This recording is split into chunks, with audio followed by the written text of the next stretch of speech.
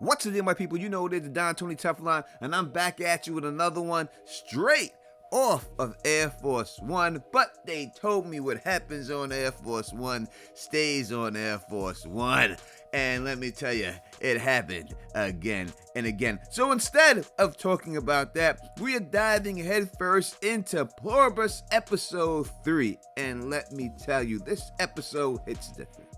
It's got deep freeze symbolism, old school sitcoms, and our girl Carol deciding that the hand grenade is just a perfect impulse buy. When we break it down, this episode is all about preservation, preserving memories, preserving the soul, and preserving the human right to be an absolute shit show. But to understand the freeze, we gotta go back to the memory, the ice hotel that she hated, and the partner that she loved.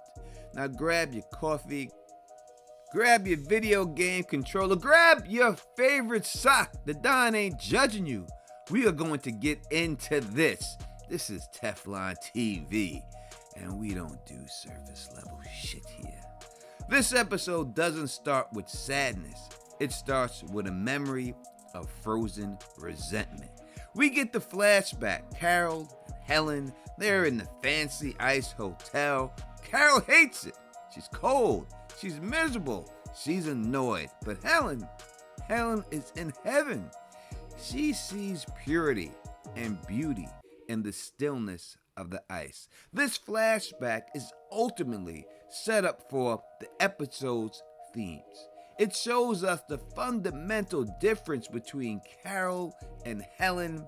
Helen had the capacity for finding joy and purity in cold, quiet perfection.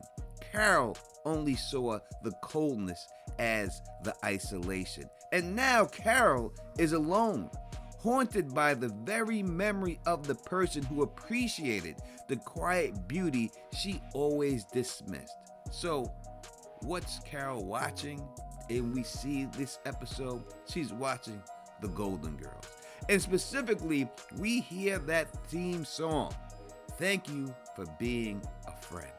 She's experiencing grief in a vacuum, watching a show about friendship the collective has literally vacuumed out of existence. This is a show about different women who come together to live together and form one union.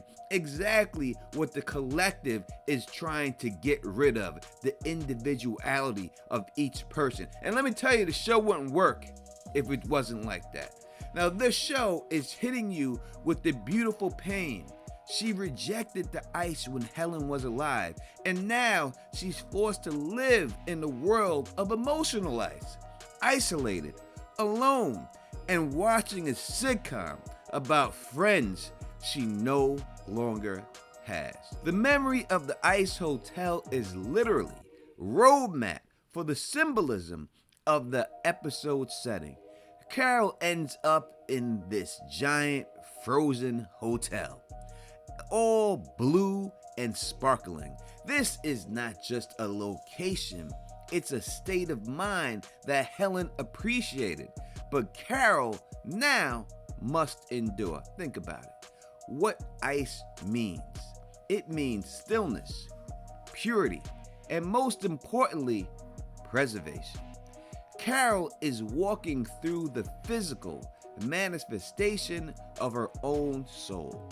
By resisting the collective, she is actively choosing to preserve the messy, painful, beautiful parts of her humanity. She is holding on to the memory of Helen, the pain, the rage. She's freezing her soul so the collective can't just melt it down and make little happy soup with it. Helen saw the purity. Carol is now stuck with the stillness and the coldness. The ice represents a sacred holding of memory. Carol is holding on to everything that was keeping it safe and frozen from the AI's warm, manipulative touch. And the color. You know we do colors here on Teflon TV. Let me tell you, the color we are seeing is blue. And that is not just a coincidence.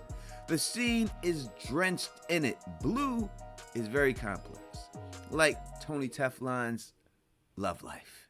On one hand, blue means calmness, trust, stability, all the things the collective claims to offer. The divinity of protection of the collective. But for Carol, I believe blue is sadness and coldness. The setting hammers home that preservation, her refusal to join, comes at the cost of being permanently cold and perpetually isolated. She is choosing the cold, hard truth of isolation over the warm, fake comfort of this collective. It's a beautiful and deeply depressing visual metaphor that started with a damn expensive trip to a cold-ass hotel. Now, after all of that symbolic deep freezing, what's our girl out here gotta do? She goes to the goddamn supermarket. Why? Because she's desperately just trying to live a normal life. She's walking the aisles, trying to check out the boxes of the person trying to be erased from the world. She's desperately trying to cling to identity, to being herself by doing mundane things. The supermarket itself is a perfect allegory for preservation. Canned goods, frozen dinners, food designed to last on the shelves forever. Twinkies have nobody eats Twinkies, not even the bacteria. They had Twinkies out here on the shelf that have sat for 15 years, and the bacteria wouldn't even touch it. You know, that's what they have in the supermarket. And Carol is trying to preserve what is left of her identity, her regular routine. She is preserving the self that Helen loved and the AI wants to destroy. Now, how Helen loved her miserable ass, we don't know, but she did. The big thing is that eventually at some point she asked for a hand grenade. Not just really asking for it. She doesn't really want it, but the collective doesn't know it. So the collective gives her exactly what she wants, even though it was a joke. And look what happens when you give an emotional, volatile human total freedom. It shows that one person acting on raw, preserved emotion is capable of literally blowing up the entire world. The grenade going off is this show's kinda dark joke about the immune survivors. It says, look what happens when you give emotionally volatile humans total freedom. It shows that one person acting on raw emotion is capable of literally blowing up their immediate surroundings.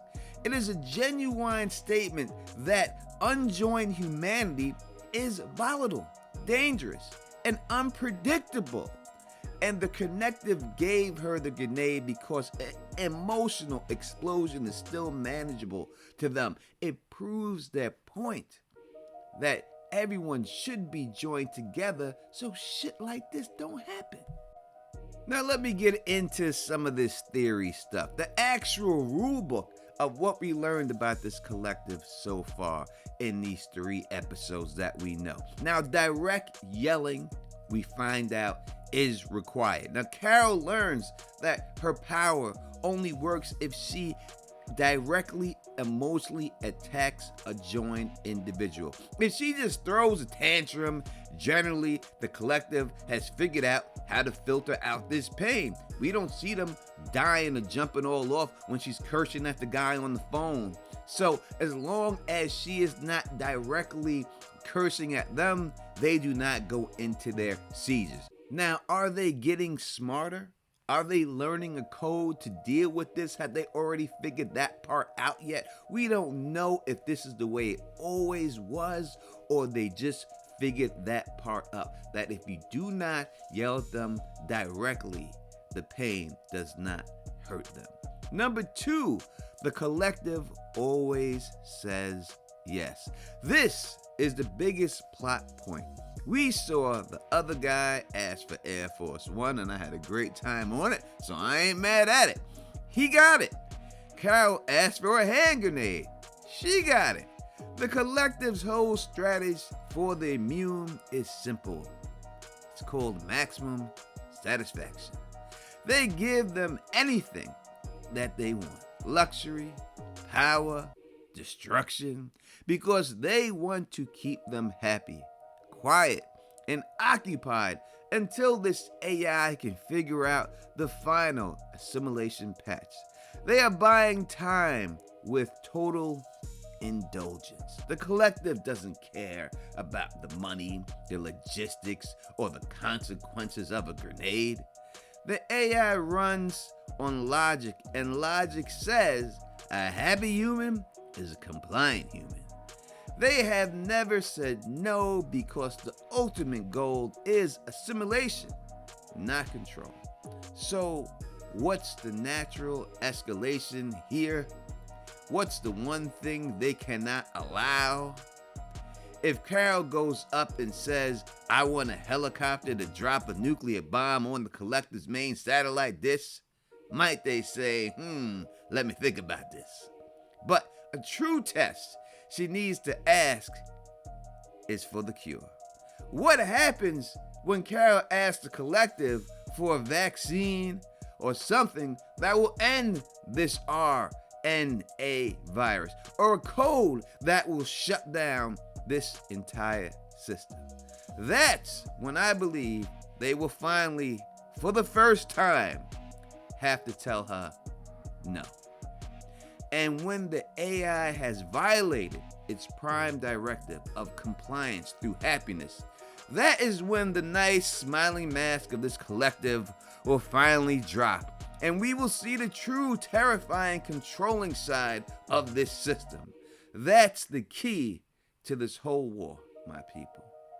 Now, Pluribus episode 3 showed us Carol, the soul-preserving, in blue ice, finding the one fatal flaw in the ultimate people pleaser, its inability to say no to its own destruction.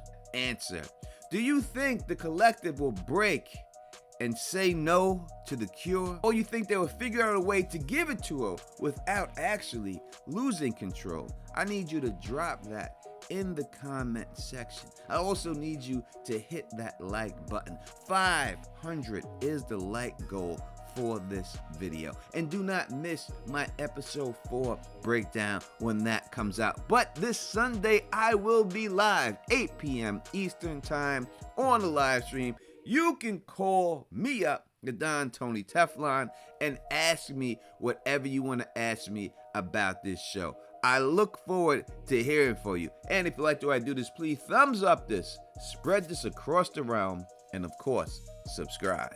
And until next time, you know who it is. Peace and stay sexy.